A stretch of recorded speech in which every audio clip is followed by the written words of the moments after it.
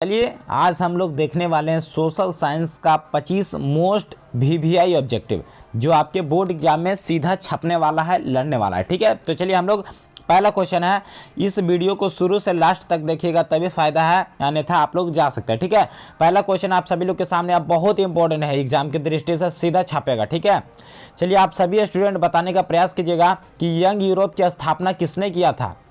सभी previous year question है, पूछा हुआ क्वेश्चन है, और 25 में से आप लोग कितना क्वेश्चन का आंसर सही दे रहे हैं हमें कमेंट करके जरूर बताइएगा। ठीक है, काबूर ने, बिस्मार्क ने, मेजनी ने या गैरीबाल्डी ने। तो याद रखिएगा कि यंग यूरोप की स्थापना मेजनी ने किया था, इसका बिल्कुल ऑप्शन नंबर सी हो जाएगा। ठीक है, चलिए दूसरा नंबर क्वेश्चन है कि हंगरी की राजधानी कहाँ है। हंगरी की राजधानी कहाँ थी जी? तुर्की था, बुडापेस्ट, प्रसा या सिडॉन। तो याद रखिएगा कि हंगरी का जो राजधानी था वो बुडापेस्ट था। क्या था? बुडापेस्ट। इसका बिल्कुल राइट आंसर होगा option number B. 3 number question है कि कार्ल मार्क्स का जन्म कहाँ हुआ था। इंग्लैंड में ऑप्शन नंबर बी, जर्मनी में ऑप्शन नंबर सी, इटली में या डी रूस में। तो याद रखिएगा जो कार्ल मार्क्स का जन्म हुआ था वो जर्मनी में हुआ था, यानी ऑप्शन नंबर बी इसका बिल्कुल राइट आंसर होगा। ठीक है, क्या हो जाएगा?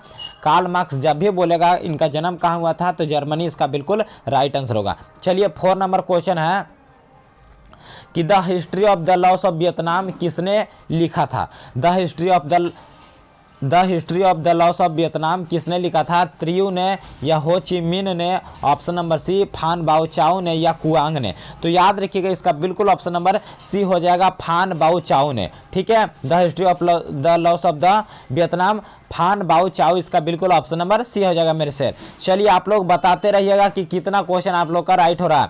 5 नंबर क्वेश्चन है कि महात्मा गांधी ने नमक कानून किस दिन भंग किया था। जो महात्मा गांधी थे उन्होंने, ठीक है, कि नमक कानून कब भंग किया था। ठीक है, नमक कानून तोड़कर कब उल्लंघन किया था जी? 31 अक्टूबर 1929 को, 2 मार्च 1930 को, 12 मार्च 1930 को या 6 अप्रैल 1930 को। तो याद रखिएगा जो महात्मा गांधी थे नमक कानून किस दिन भंग किए थे जी? जल्दी से बताइएगा। तो याद रखिएगा 6 अप्रैल 1930 को। कब भंग किए थे जी? 6 अप्रैल 1930। इसका बिल्कुल ऑप्शन नंबर डी हो जाएगा राइट आंसर। ठीक है, चलिए 6 नंबर क्वेश्चन है, चौरी चौरा का हत्याकांड कब घटित हुआ था। चौरी चौरा हत्याकांड कब घटित हुआ था जी? 5 फरवरी 1922 को, 5 फरवरी 1921 को, 6 फरवरी 1922 को या 6 फरवरी 1921 को। जल्दी से बताने का कोशिश कीजिएगा, बहुत ही इंपॉर्टेंट क्वेश्चन है। ठीक है, 25 क्वेश्चन कराएंगे, 25 में से आप लोग कितना आंसर दे सकते हैं, और जो 24-23 आंसर देंगे बहुत ही बेहतरीन छात्र होंगे, उनका तैयारी बहुत ही बेहतरीन हो रहा है। ठीक है, और इसी तरह डेली करते रहिए और मजबूत हो जाएगा। ठीक है, तो याद रखिएगा चौरी चौरा हत्याकांड 5 फरवरी 1922 को हुआ था। इसका बिल्कुल ऑप्शन नंबर ए हो जाएगा। जितने भी स्टूडेंट ए लगा रहे हैं बिल्कुल गर्दा उड़ा दे रहे हैं। ठीक है, चलिए 7 नंबर क्वेश्चन है, औद्योगिकरण की प्रक्रिया सबसे पहले कहाँ शुरू हुआ था। जो औद्योगिकरण हुआ था इसकी प्रक्रिया सबसे पहले कहाँ शुरू हुआ था? भारत में, ऑप्शन नंबर बी इंग्लैंड में, ऑप्शन नंबर सी अमेरिका में या जापान में। ठीक है, तो याद रखिएगा औद्योगिकरण की जो प्रक्रिया सबसे पहले शुरू हुआ था वो इंग्लैंड में हुआ था। ठीक है, यानी ऑप्शन नंबर बी इसका बिल्कुल राइट आंसर होगा मेरे शेर। जितने भी बी लगा रहे हैं बिल्कुल राइट आंसर है। अगला क्वेश्चन है 8 नंबर की आधुनिक शहरों का उदय सबसे पहले कहाँ हुआ था। आधुनिक शहरों का उदय सबसे पहले कहाँ हुआ जी? अमेरिका में, ऑप्शन नंबर बी लंदन में, ऑप्शन नंबर सी रूस में या भारत में। तो आधुनिक शहरों का जो उदय हुआ था सबसे पहले लंदन में हुआ था, यानी ऑप्शन नंबर बी इसका बिल्कुल राइट आंसर होगा। ठीक है, चलिए नेक्स्ट क्वेश्चन है 9 नंबर कि गिरमिटिया किसे कहा जाता है। गिरमिटिया किसे कहा जाता है जी? जल्दी से बताइएगा। ऑप्शन नंबर ए अनुबंधित मजदूर को, ऑप्शन नंबर बी रोगियों को, ऑप्शन नंबर सी छिपकली को या डी अंग्रेजों को। जितने भी स्टूडेंट हैं आप लोग अपना एफर्ट लगाइए, आंसर दीजिए। ठीक है, तो गिरमिटिया मजदूर याद रखिएगा, सभी को पता है अनुबंधित मजदूर को कहा जाता है। ठीक है, ऑप्शन नंबर ए इसका बिल्कुल राइट आंसर होगा। चलिए 10 नंबर क्वेश्चन है कि विश्व में सर्वप्रथम मुद्रण की शुरुआत कहाँ हुआ था। विश्व में सर्वप्रथम मुद्रण का शुरुआत कहाँ हुआ था? भारत में, चीन, जापान में, चीन में या अमेरिका में? मेरे शेरों जल्दी से बताइए 25 में से आप लोग कितना आंसर सही दे सकते हैं। ठीक है, आंसर सही सभी स्टूडेंट का आना चाहिए क्योंकि टाइम आप सभी के पास अब नहीं है। ठीक है, नहीं के बराबर ही जी, जल्दी से बताइएगा। तो याद रखिएगा जो मुद्रण का शुरुआत हुआ था विश्व में सबसे पहले वो था कौन जी? जल्दी से बताइएगा। तो चीन, इसका बिल्कुल ऑप्शन नंबर सी हो जाएगा। ठीक है, ऑप्शन नंबर सी। चलिए अगला क्वेश्चन है 11 नंबर है, भारत में कहाँ औरतों के लिए आरक्षण का व्यवस्था किया गया है? ठीक है, भारत में कहाँ औरतों के लिए आरक्षण का व्यवस्था है जी? जल्दी से बताइएगा। लोकसभा में ऑप्शन नंबर बी, विधानसभा में ऑप्शन नंबर सी, मंत्रिमंडल में या पंचायती राज संस्थाएं में? जल्दी से बताइएगा कि महिलाओं के लिए, ठीक है, आरक्षण का व्यवस्था कहाँ है? तो याद रखिएगा औरतों के लिए जो आरक्षण का व्यवस्था है वो पंचायती राज संस्थाएं में है। ठीक है, ऑप्शन नंबर डी इसका बिल्कुल राइट आंसर होगा। चलिए 12 नंबर क्वेश्चन है कि संघ राज्य की विशेषता नहीं है। संघ राज्य की विशेषता कौन नहीं है? ऑप्शन नंबर ए लिखित संविधान, ऑप्शन नंबर बी शक्तियों का विभाजन, ऑप्शन नंबर सी एकहरी शासन व्यवस्था, ऑप्शन नंबर डी सर्वोच्च न्यायालय। ठीक है, संघ राज्य की विशेषता इसमें से कौन नहीं होगा? तो याद रखिएगा इसमें से जो संघ राज्य का विशेषता नहीं है जी, शक्तियों का विभाजन। ठीक है, क्या हो जाएगा? शक्तियों का विभाजन संघ राज्य की विशेषता नहीं है। ऑप्शन नंबर बी इसका बिल्कुल राइट आंसर होगा। 14 नंबर क्वेश्चन है कि सूचना के अधिकार आंदोलन का शुरुआत सबसे पहले कहाँ से हुआ था?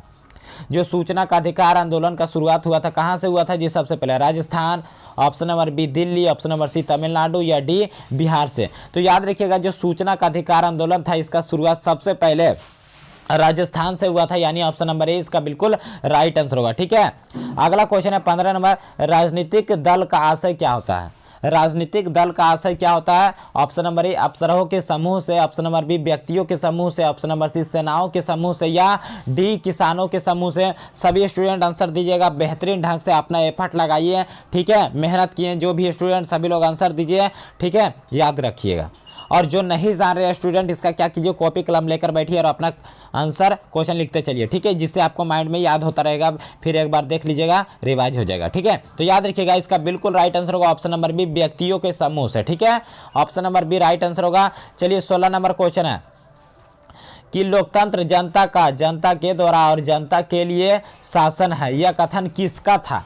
किसका जी? जल्दी से बताइएगा। अरस्तू का, option number B George Washington का, option number C Abraham Lincoln का या लॉर्ड ब्राइस का? सभी लोग स्टूडेंट आंसर दीजिएगा कि लोकतंत्र जनता का, जनता के द्वारा और जनता के लिए शासन है, यह कथन किसका था? तो सभी स्टूडेंट को पता है यह अब्राहम लिंकन का भाषण था। किनका था? यह अब्राहम लिंकन, यानी ऑप्शन नंबर सी इसका बिल्कुल राइट आंसर होगा, जितने भी स्टूडेंट दे रहे हैं। चलिए 17 नंबर क्वेश्चन है, गठबंधन सरकार की पकड़ प्रशासन पर कैसी होती है?